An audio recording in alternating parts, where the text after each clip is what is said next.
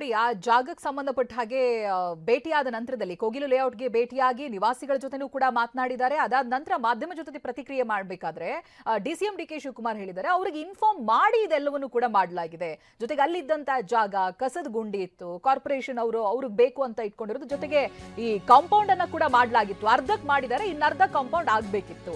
ಅಷ್ಟರೊಳಗೆ ಬಂದು ಇಲ್ಲಿ ಮನೆಗಳನ್ನ ಕಟ್ಕೊಂಡಿದ್ದಾರೆ ಅಂತ. ಬಟ್ ಇಲ್ಲಿ ಇನ್ನೊಂದು ಟ್ವಿಸ್ಟ್ ಇದೆ. ನಿವಾಸಿಗಳು ಒಂದು ಹೇಳ್ತಾ ಇದ್ದಾರೆ, ಹಾಗೆ ಡಿಸಿ ಹೇಳ್ತಾ ಇರೋದು ಒಂದು.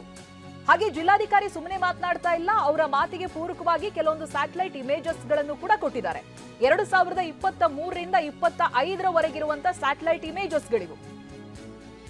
ಆ ಇಮೇಜಸ್ ಅನ್ನ ತೋರಿಸ್ತೀವಿ, ನಿಮ್ಗೆ ಅರ್ಥ ಆಗ್ತಾ ಹೋಗುತ್ತೆ 2023ರಲ್ಲಿ ಹೇಗಿತ್ತು, ಹಾಗೆ 2025ಕ್ಕೆ ಏನಾಯ್ತು ಅಂತ. ನೋಡಿ, 2023ರಲ್ಲಿ ಮನೆಗಳು ನಿರ್ಮಾಣ ಆಗೇ ಇರಲಿಲ್ಲ. ಯಾವ ಜಾಗ ಅಂತ ಹೇಳಿದ್ರೆ ಅಲ್ಲಿ ಬ್ಲಾಕ್ ಕಲರ್ ಕಾಣಿಸ್ತಾ ಇದೆ ನಿಮ್ಗೆ, ಆ ಭಾಗ. ಅಲ್ಲಿ ಮನೆಗಳು ಯಾವುದು ನಿರ್ಮಾಣ ಆಗಿರ್ಲಿಲ್ಲ, ಹಸಿರು ಮತ್ತು ಕಪ್ಪು ಬಣ್ಣದಲ್ಲಿ ಕಾಣಿಸ್ತಾ ಇದೆ ನಮಗೆ ಸ್ಯಾಟಲೈಟ್ ಇಮೇಜಸ್ ಅಲ್ಲಿ. ಆಗ್ಲೇ ಹೇಳಿದಾಗೆ ಕಸದ ಗುಂಡಿ ಇದ್ದಂತ ಪ್ರದೇಶ ಅದೆಲ್ಲ, ಮನೆಗಳು ಏನೂ ಇರಲಿಲ್ಲ. ಬಟ್ 2025ಕ್ಕೆ ಯಾವ ರೀತಿಯಾಗಿ ಚೇಂಜ್ ಆಗುತ್ತೆ ಅಂತ ಹೇಳಿದ್ರೆ ಅಲ್ಲಿ ಮನೆಗಳಿರುತ್ತೆ. ಇದನ್ನ ಯಾಕೆ ತೋರಿಸ್ತಾ ಇದ್ದೀವಿ ಅಂತ ಹೇಳಿದ್ರೆ ಅಲ್ಲಿ ನಿವಾಸಿಗಳು ಏನ್ ಹೇಳ್ತಾ ಇದ್ದಾರೆ, 20 ವರ್ಷಗಳಿಂದ ನಾವಿಲ್ಲಿ ವಾಸ ಮಾಡ್ತಾ ಇದ್ದೀವಿ ಅಂತ ಹೇಳಿದ್ರಲ್ವಾ. ಸೊ ಅದಕ್ಕೆ ಸಂಬಂಧಪಟ್ಟ ಹಾಗೆ ಡಿಸಿ ಸ್ಯಾಟಲೈಟ್ ಇಮೇಜಸ್ ಮೂಲಕ ಹೇಳ್ತಾ ಇದ್ದಾರೆ 2023ರಲ್ಲಿ ಇಲ್ಲಿ ಮನೆನೇ ಇರಲಿಲ್ಲ ಅಂತ. ಹಾಗೆ ಸ್ಯಾಟಲೈಟ್ ಇಮೇಜಸ್ ಅಲ್ಲಿ ಅದು ಸ್ಪಷ್ಟ ಆಗ್ತಾ ಇದೆ, ಅಲ್ಲಿ ಮನೆಗಳಿಲ್ಲ. ಅದೇ 25ರ ಇಮೇಜಸ್ ಗಳನ್ನ ನೋಡಿದ್ರೆ ನಾವು ಅದ್ರಲ್ಲಿ ಮನೆಗಳಿದಾವೆ ಅಂತ ಹೇಳಿದ್ರೆ 24-25ರ ಈ ಅವಧಿಯಲ್ಲಿ ಅಕ್ರಮವಾಗಿ ಅಲ್ಲಿ ನಿವಾಸಿಗಳು ಮನೆಗಳನ್ನ ಮಾಡ್ಕೊಂಡಿದ್ದಾರೆ. ಹಾಗಾಗಿ ಇವತ್ತು ಡಿಸಿಎಂ ಕೂಡ ಅಲ್ಲಿ ಭೇಟಿ ಕೊಟ್ಟಿದ್ದಾರೆ, ಅಲ್ಲಿ ದಾಖಲೆಗಳನ್ನ ಪರಿಶೀಲನೆ ಮಾಡಿದ್ದಾರೆ. 2 ಸ್ಯಾಟಲೈಟ್ ಇಮೇಜಸ್ ಗಳನ್ನ ನೋಡಿ, 2023ರ ಸ್ಯಾಟಲೈಟ್ ಇಮೇಜಸ್, 2025ರ ಸ್ಯಾಟಲೈಟ್ ಇಮೇಜಸ್. ಆಗ್ಲೇ ನಾನು ಹೇಳಿದ್ನಲ್ಲ, ಬ್ಲಾಕ್ ಕಲರ್ ಏನ್ ಕಾಣಿಸ್ತಾ ಇದೆ ನಿಮ್ಗೆ, ಅಲ್ಲಿ ಯಾವುದೇ ರೀತಿಯಾದಂತಹ ಮನೆಗಳ ನಿರ್ಮಾಣ ಆಗಿರ್ಲಿಲ್ಲ. ಅದಾದ ನಂತರ 2025ರ ಸ್ಯಾಟಲೈಟ್ ಇಮೇಜಸ್ ಅಲ್ಲಿ ಕ್ಲೀನ್ ಆಗಿದೆ ನೋಡಿ, ಅಲ್ಲಿ ಹಸಿರು ಇದ್ದಂಥದ್ದು, ಆಮೇಲೆ ಕಸಗಳು ಬಿದ್ದಂತ ಜಾಗ, ಕೊಳಕಿದ್ದಂತ ಜಾಗ ಅದೆಲ್ಲ ಹೋಗಿ ಅಲ್ಲಿ ಅದ್ರ ಮೇಲೇನೆ ಮನೆಗಳನ್ನ ಕಟ್ಕೊಂಡಿದ್ದಾರೆ. ಅದಕ್ಕೆ ಇವತ್ತು ಡಿಸಿಎಂ ಡಿಕೆ ಶಿವಕುಮಾರ್ ಕೂಡ ಮಾತನಾಡ್ತಾ ಹೇಳಿದ್ರು, ಅವರ ಹೆಲ್ತ್ ಕನ್ಸರ್ನ್ ಕೂಡ ಇದೆ ನಮಗೆ ಅಂತ.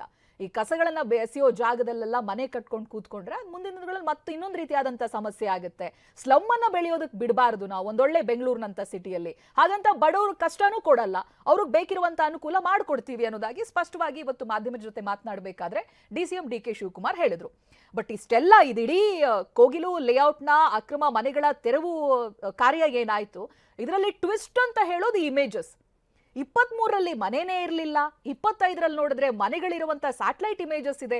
ಅಂಡ್ ಸ್ಯಾಟಲೈಟ್ ಇಮೇಜಸ್ ಪ್ರೂಫ್ ಆಗಿ ಕನ್ಸಿಡರ್ ಮಾಡಬಹುದು, ಅದರಲ್ಲಿ ಸುಳ್ಳು ಇರೋದಿಲ್ಲ. ಹಾಗಾದ್ರೆ ನಿವಾಸಿಗಳು ಯಾಕೆ ಹೇಳ್ತಾ ಇದ್ದಾರೆ 20 ವರ್ಷಗಳಿಂದ ತಾವಿಲ್ಲಿದ್ದೀವಿ ಅನ್ನೋದಾಗಿ, ಅಥವಾ ಅದಕ್ಕೆ ಪೂರಕವಾಗಿ ಅವ್ರೇನು ದಾಖಲೆಗಳನ್ನ ಸಬ್ಮಿಟ್ ಮಾಡ್ತಾ ಇದ್ದಾರೆ, ಯೆಟ್ ಟು ನೋ. ಪ್ರತಿನಿಧಿ ಕಿರಣ್ ಸೂರ್ಯ ಇದಕ್ಕೆ ಸಂಬಂಧಪಟ್ಟಾಗಿ ಮಾಹಿತಿಯನ್ನ ಕೊಡ್ತಾರೆ. ಕಿರಣ್ ಸೂರ್ಯ, ಒಂದಷ್ಟು ಗೊಂದಲ.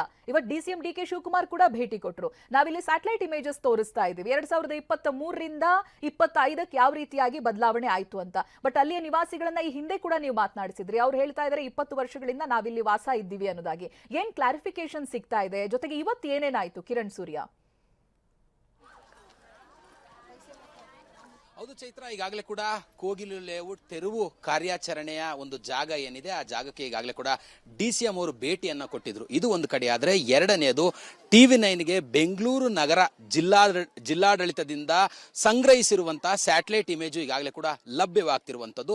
ಈಗಾಗಲೇ ನಾವು ಕೂಡ ಕಳೆದ ಒಂದು ವಾರ 10 ದಿನಗಳಿಂದ ಇಲ್ಲಿನ ನಿವಾಸಿಗಳನ್ನ ಮಾತಾಡಿಸಿದಂತ ಸಂದರ್ಭದಲ್ಲಿ 15, 20, 25, 30 ವರ್ಷಗಳಿಂದ ಇಲ್ಲಿ ವಾಸವಾಗಿದ್ವಿ ಅನ್ನುವಂತ ಒಂದು ಮಾಹಿತಿಗಳು ಕೂಡ ಲಭ್ಯವಾಗ್ತಿತ್ತು. ಆದ್ರೆ ಬೆಂಗಳೂರು ನಗರ ಜಿಲ್ಲಾಡಳಿತ ಬಿಡುಗಡೆ ಮಾಡಿರುವಂತಹ ಸ್ಯಾಟಲೈಟ್ ಇಮೇಜ್ ನಲ್ಲಿ 2023ರಲ್ಲಿ, ಅಂದ್ರೆ ನಾನೇನ್ ತೋರಿಸ್ತೀನಿ ನೋಡಿ ಚೈತ್ರ ನಿಮಗೆ, ಈ ಭಾಗ ಏನಿದೆ ಇಲ್ಲಿ ನೋಡಿ, ಈ ಮಧ್ಯ ಭಾಗದಲ್ಲಿ, ಅಂದ್ರೆ ನಮ್ಮ ಕ್ಯಾಮರಾ ಪರ್ಸನ್ ನಿಮಗೆ ತೋರಿಸ್ತಾರೆ, ಈ ಒಂದು ಮಧ್ಯ ಭಾಗದಲ್ಲಿ 2023ನೇ ಇಸ್ವಿಯಲ್ಲಿ ಯಾವುದೇ ತರಹವಾದ ಮನೆಗಳು ಇರಲಿಲ್ಲ. ಅಂದ್ರೆ ಈ ಭಾಗ ಇಲ್ಲೇ ನಾನು ತೋರಿಸ್ತಾ ಇದ್ದೀನಿ ಈಗ, ಈ ಭಾಗದಲ್ಲಿ ಯಾವುದೇ ತರವಾದಂತಹ ಮನೆಗಳು ಇರಲಿಲ್ಲ 2023ರಲ್ಲಿ.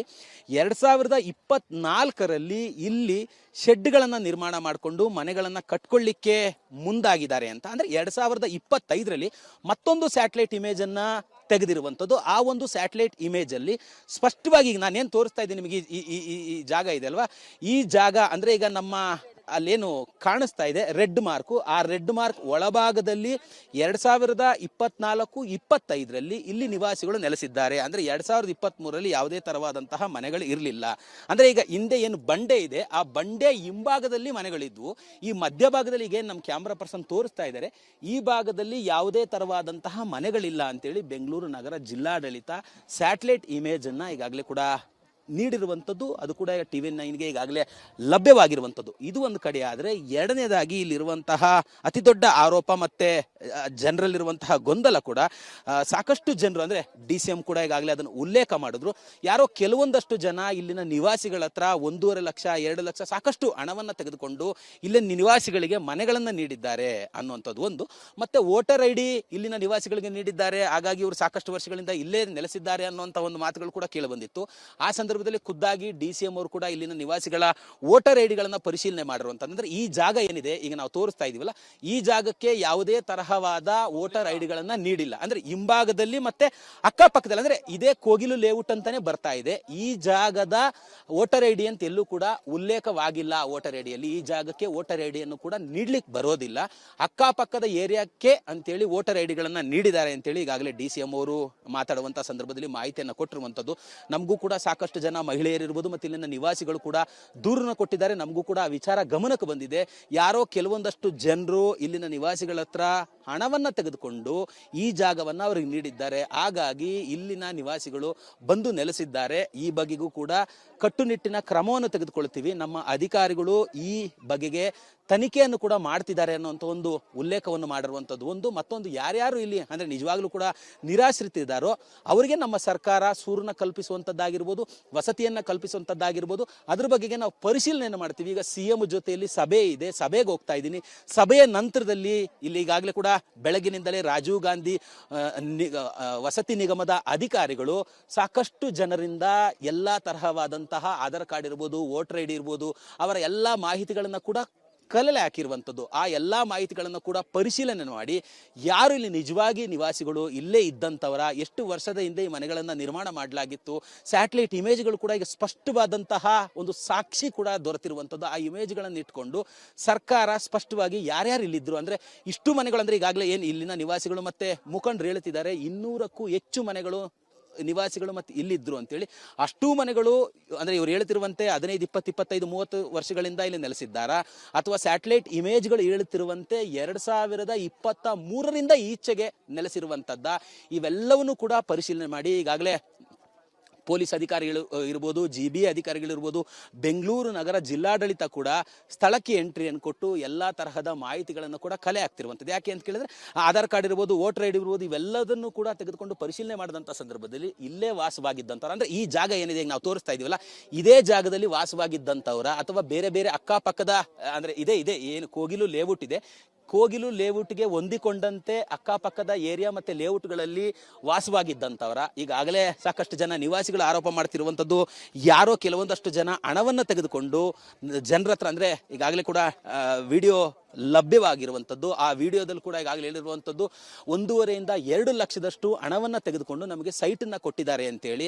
ಆ ಹಿನ್ನೆಲೆಯಲ್ಲಿ ಆ ಒಂದು ಆಯಾಮದಲ್ಲೂ ಕೂಡ ಈಗಾಗಲೇ ತನಿಖೆಯನ್ನ ಮಾಡ್ತೀವಿ ಅಂತೇಳಿ CM ಅವರು ಹೇಳಿರುವಂತ, ಅಂದ್ರೆ DCM ಅವರು ಹೇಳಿರುವಂಥದ್ದು. ಸ್ಥಳಕ್ಕೆ ಬಂದಂತಹ ಸಂದರ್ಭದಲ್ಲಿ ಎಲ್ಲ ಆಯಾಮದಲ್ಲೂ ತನಿಖೆ ಮಾಡ್ತೀವಿ. ಯಾರು ನಿಜವಾದಂತಹ ನಿರಾಶ್ರಿತರಿದ್ದಾರೆ ಅವರಿಗೆ ನಾವು ಸೂರು ಕಲ್ಪಿಸುವಂಥದ್ದಾಗಿರ್ಬೋದು, ಮನೆಗಳನ್ನು ನೀಡುವಂಥದ್ದಾಗಿರ್ಬೋದು, ಈ ವಿಚಾರಕ್ಕೆ CM ಅವ್ರ ಜೊತೆಯಲ್ಲಿ ಸಭೆ ಇದೆ. ಆ ಸಭೆಯಲ್ಲಿ ತೀರ್ಮಾನವನ್ನು ಕೈಗೊಳ್ತೀವಿ ಅನ್ನೋಂಥ ಒಂದು ವಿಶ್ವಾಸ ಮತ್ತೆ ಆಶ್ವಾಸನೆಯನ್ನು ಕೂಡ ಈಗಾಗಲೇ ನೀಡಿರುವಂಥದ್ದು. Chaitra. Okay, thank you Kiran Surya ಮಾಹಿತಿಗಾಗಿ.